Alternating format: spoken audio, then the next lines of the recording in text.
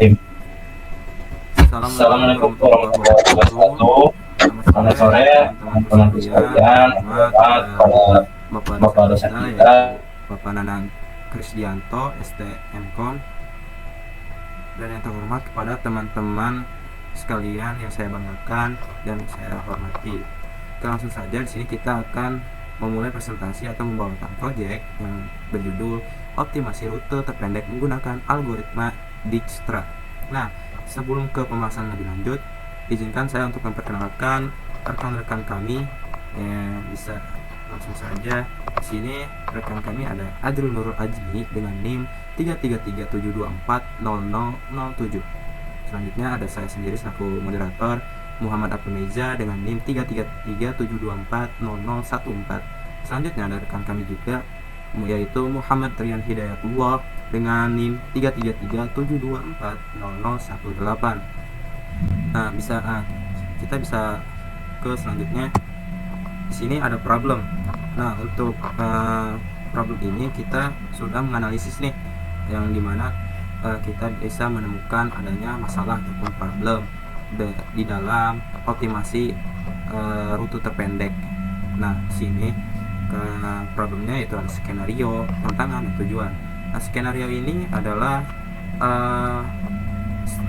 strategi yang digunakan oleh algoritma Dijkstra ini dan bagaimana sih tata cara kerjanya. Nah, selanjutnya ada tantangan nih. Nah, untuk tantangan ini apa saja nih yang menjadi penghambat ataupun kelemahan yang dimiliki oleh algoritma Dijkstra ini, dan yang terakhir ada tujuan. Nah, tujuan ini yaitu apa sih tujuan dengan menggunakan algoritma Dijkstra ini, apakah ada manfaatnya ataupun kelebihan maupun kelemahan yang seperti saya sebutkan sebelumnya. Nah, selanjutnya kita next. Di sini ada cara kerja algoritma. Nah, sebelum ke pembahasan cara kerja algoritma, izinkan saya menjelaskan dalam algoritma Dijkstra ini memiliki prinsip greedy. Nah, arti dari greedy ini yaitu jika setiap langkah kita, nah, algoritma Dijkstra ini memiliki peran nih akan selalu memilih rute ataupun jalan yang terdekat yang belum dikunjungi. Nah, greedy ini bekerja dengan cara mencatat jarak sementara, lalu dari titik awal ke semua titik lainnya ataupun titik tujuan. Nah, lalu selanjutnya secara bertahap nih ia memperbarui jarak tersebut jika ditemukan jalur yang lebih singkat. Nah, kita langsung saja ke cara kerja algoritma Dijkstra ini. Yang pertama ada tandai semua titik yang belum dikunjungi dan set jarak ke titik awal, yaitu sama dengan 0 ya. Nah, lanjut ke titik lain sama dengan tak terhingga. Maksud dari poin pertama ini yaitu kita memulai rute awal nih, yang dimana simbolnya 0 nih. Lalu kita memasang titik tujuan atau titik lain yang dengan simbol tak terhingga. Lalu poin kedua, pilih titik dengan jarak terkecil yang belum dikunjungi. Nah, untuk kedua ini hampir sama, tetapi kita memulai titiknya dengan jarak yang terkecil ataupun yang belum dikunjungi. Nah, misal ada kota A dan titik tujuannya kota B. Nah, itu maksud dari poin kedua. Nah, yang ketiga itu ada update jarak ke tetangganya jika lewat titik tersebut ternyata lebih dekat. Nah, dalam prinsip yang sebelumnya dijelaskan, untuk poin ketiga ini maksudnya ketika kita memulai suatu perjalanan atau rute, ketika mulai pasti ada banyak hal jalan yang kita lalui. Nah, misal nih analoginya saat kita mulai nih dari kota A dan titik tujuannya itu ada di kota B. Nah, kita sudah mulai perjalanan. Nah, di dalam perjalanan pasti memiliki jalan yang tidak dikenal ataupun titik yang sekiranya lebih dekat dengan titik tujuan tersebut.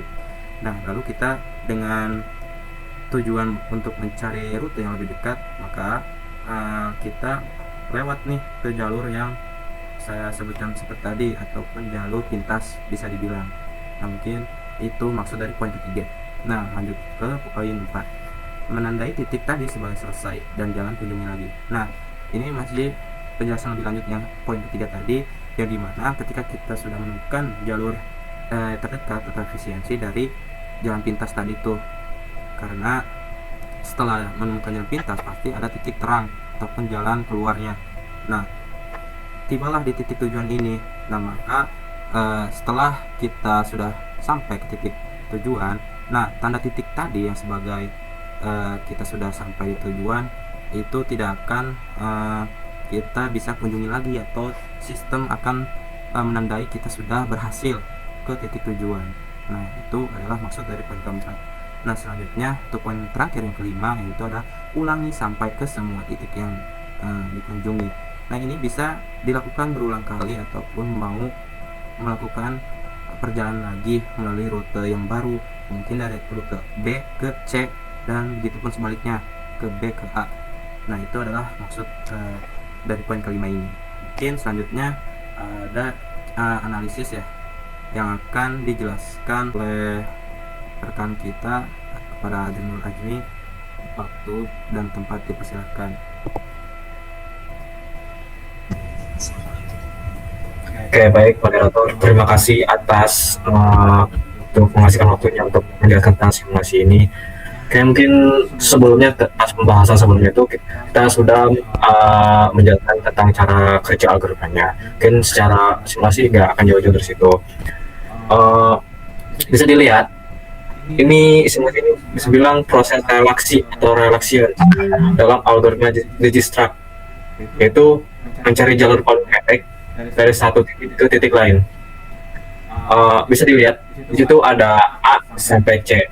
Nah, bisa bilang algoritma ini mencatat bahwa jarak dari titik ke A ke titik C adalah 10. Ini adalah jalur awal yang ditemukan di algoritma ini. Oke, next. Oke, bisa dilihat lagi jauh yang seperti yang tadi. Misalnya ada A sampai B itu. Algoritma ini menemukan bahwa untuk mencapai titik B, ia bisa melewati rute akumulasi, misal melewati satu titik perantaran dengan total jarak 5. Jadi logika utamanya itu Dijkstra's akan selalu membandingkan nilai-nilai ini. Jika ditemukan angka yang lebih kecil, seperti 5 dibandingkan 10. Nah, algoritma ini akan memilih jalur tersebut sebagai jalur terpendek sementara. Mungkin saya akan kembalikan dari ke moderator. Cukup. Oke, baik. Terima kasih pada rekan kita Adrinul Ajmi yang telah menjelaskan simulasi. Nah, selanjutnya kita next ada pembahasan tentang analisa. Nah, untuk pembahasan analisis ini atau analisa akan dijelaskan oleh rekan kita kepada Muhammad Rian Hidayatullah. Waktu dan tempat dipersilahkan. Pun algoritma Dijkstra's ini sangat efektif dalam menentukan rute terpendek, tetapi algoritma ini tetap memiliki beberapa keterbatasan. Nah, kelemahan utama dari algoritma Dijkstra's ini adalah dia dapat bekerja pada graf yang memiliki bobot negatif. Nah, hal ini karena prinsip greedy pada Dijkstra's ini mengasumsikan bahwa setiap bobot bernilai positif, sehingga jika terdapat bobot negatif, hasil perhitungannya tuh jarak terpendek bisa menjadi tidak akurat. Nah, namun dalam konteks optimasi rute di dunia nyata seperti jarak tempuh atau waktu perjalanan, bobot negatif sangat jarang terjadi, sehingga kelemahan ini tidak dapat terlalu menjadi masalah dalam implementasi praktis. Selanjutnya, kesimpulan. Sebagai kesimpulan, algoritma Dijkstra's merupakan solusi fundamental dalam menentukan rute terpendek pada suatu graf. Nah, algoritma ini bekerja dengan prinsip greedy, yaitu secara konsisten memilih jalur dengan akumulasi bobot terkecil dari titik awal menuju setiap titik tujuan melalui proses pembangunan jarak atau relaksasi. Nah, dengan penggunaan struktur data seperti PW atau algoritma Dijkstra's ini memiliki tingkat efisiensi yang tinggi dengan kompleksitas waktu sebesar 0 log atau V, sehingga sangat andal untuk digunakan pada sistem navigasi modern maupun perusahaan jaringan skala besar. Nah, walaupun memiliki keterbatasan dalam mengenai bentuk negatif, nah algoritma Dijkstra's ini tetap menjadi pilihan yang optimal karena mampu memberikan keseimbangan antara akurasi hasil dan kecepatan komputasi. Dan dengan demikian, algoritma Dijkstra's ini sangat relevan dan aplikatif dalam penyelesaian permasalahan rute terpendek di berbagai bidang. Sekian pemaparan dari saya. Terima kasih perhatiannya. Saya kembali kepada moderator. Oke, baik. Terima kasih kepada rekan kita Muhammad Rian Hidayatullah yang telah menjelaskan kelemahan dan kesimpulan. Nah, selanjutnya tibalah penghujung acara kita dalam presentasi kali ini.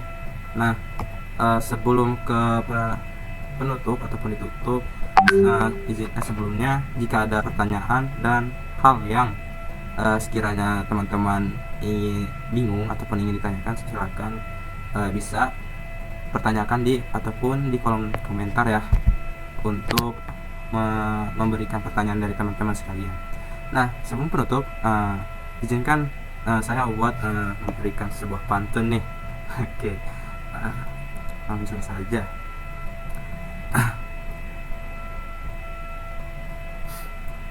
Jalan-jalan ke kota tua, pulangnya Cakep. foto. Terima kasih Cakep. atas perhatiannya semua. Sampai jumpa di lain waktu. Bye bye. Eh, Terima kasih semua. bye.